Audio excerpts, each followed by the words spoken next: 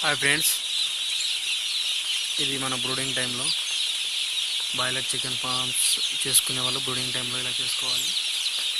ఇంకా పూర్తి కాలేదండి, మధ్యలో అక్కడక్కడ బొగ్గు టిన్స్ కూడా పెట్టుకోవాలి.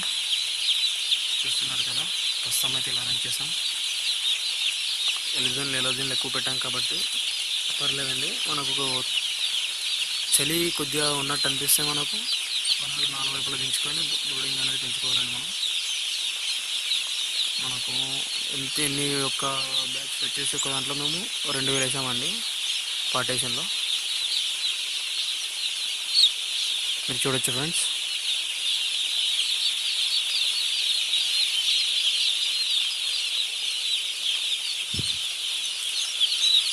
ప్రస్తుతం 6 ఫీడింగ్లో ఉన్నాయండి.